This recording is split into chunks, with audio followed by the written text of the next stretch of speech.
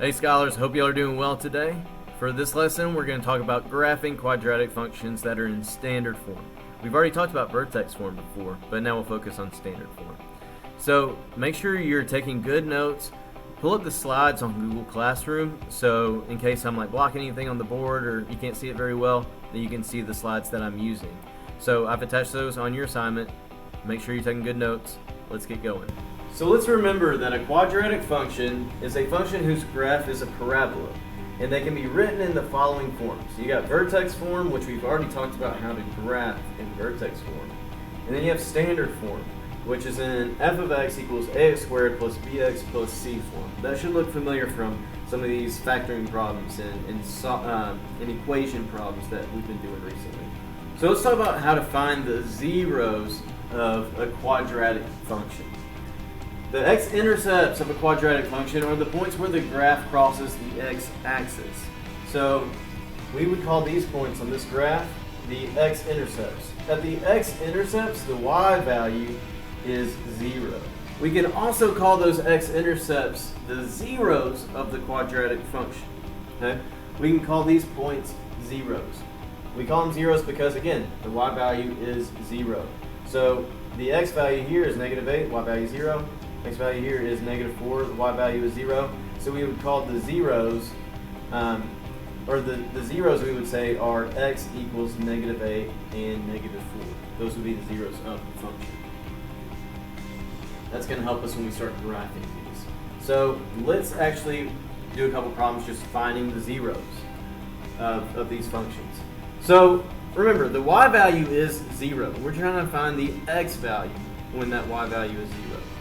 So first thing I'm going to do is set that y value equal to 0. So I'm going to rewrite this as x equals x squared plus 12x plus 32, which is equal to 0.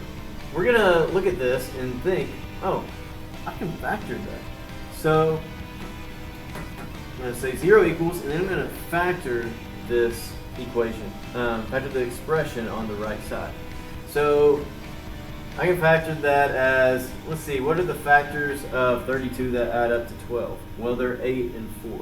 So x plus 8, and then times x plus 4. Well, remember, we can solve these. Remember, we would just say that, oh, since we see x plus 8 in the parentheses, well, x is going to equal -8. And since we have x plus 4 in these parentheses, well, x is also -4. And then I'll just box the answer. Those are my zeros. Those are the zeros of that function. So that's actually the zeros of the function we just looked at, of that graph on that last slide.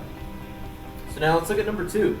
Let's find the zeros for this. So remember, the first step would be to set y equal to 0, because we're trying to find the x values when y is 0. So we have 0 equals x squared plus 7x plus 6. I can actually go ahead and just factor that.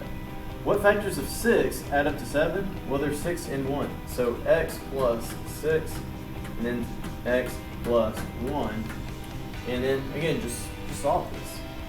So x would equal -6 and -1. Those are the zeros of that function. Now let's discuss some properties of functions that are in standard form. Here's a graph of a quadratic function, and you can see where it's crossing the x-axis. So -1 in this case, -1 and 3 are the zeros. And remember, it has a vertex just like any quadratic function, and that axis of symmetry you can see running through that vertex, like it always does. Now remember, this is concave up. So the value of a would have to be positive. If the parabola is concave down, that means a would be negative. It's less than 0. We can know that the y-intercept is c. Okay, so this is going to tell us where it's going to cross the y-axis. So for this equation, c was -3, and you can see it crossing the y-axis at -3, right? And then, again, like I mentioned, the x-intercepts are the zeros of the function. We said they were -1 and 3. I failed to mention the axis of symmetry. You may have been wondering, what is this? X equals -b over 2a? Well, remember the axis of symmetry that I mentioned a second ago? It was really easy to find the axis of symmetry when it was in vertex form. But we have to know this formula for when the quadratic is in standard form. X equals negative b over 2a. So we're going to use that formula. Let's practice it right here.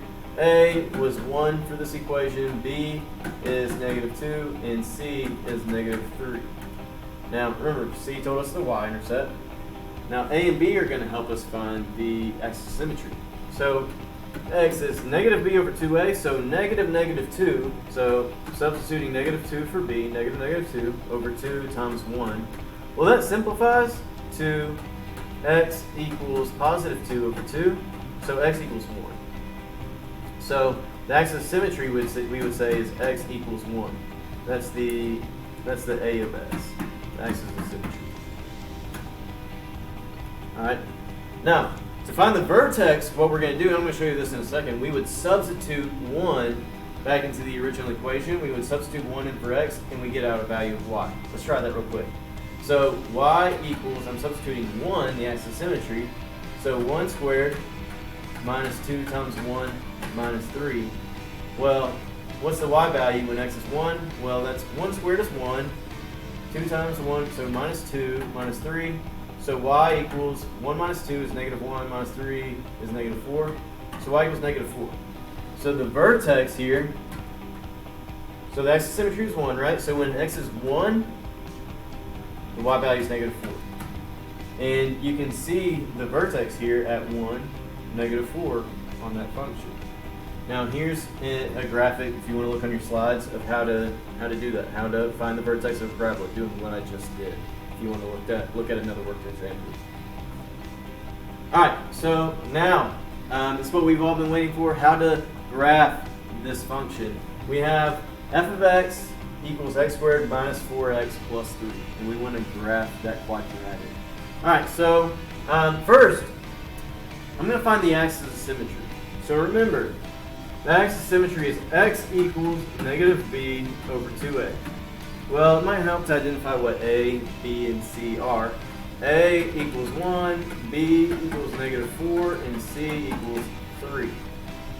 So x equals negative 4 over 2 times 1. Alright, so let's simplify this. X equals negative 4, that's positive 4 over 2. So x equals, so x equals 2. Axis of symmetry is x equals 2. So now we're going to take the axis of symmetry, that value of x, and we are going to substitute it in to that equation. So let me erase this. Should have already written it down. So I'm going to say x is 2. So I'm going to find f of 2. F of 2 equals 2 squared minus 4 times 2 plus 3. Well, that's going to give us 2 squared is 4, minus 4 times 2, so minus 8 plus 3.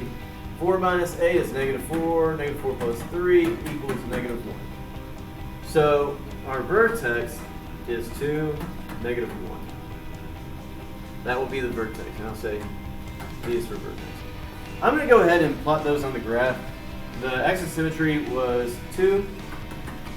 I'm going to draw a dashed line for the axis of symmetry, and then, so the vertex is 2, negative 1. Alright, so we've got 1 point in the axis of symmetry. Now, we can go ahead and identify the y-intercept. That'll be really easy.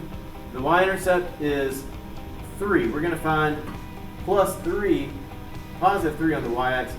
So right there, there's a point. Now, remember, since this axis of symmetry is here, the quadratic is symmetrical, right? Like they always are. And this point is 2 units away from the axis of symmetry. So if I want to find another point, I can go 2 units on the other side of the axis of symmetry. That's actually the point 4, 3. But that's a shortcut to finding that other point. Alright, so the y-intercept was 3. So the point that we plotted was 0, 3. Okay, and then I want to find the zeros. What we were talking about earlier, finding the zeros. So, so the function was f of x equals x squared minus 4x plus 3.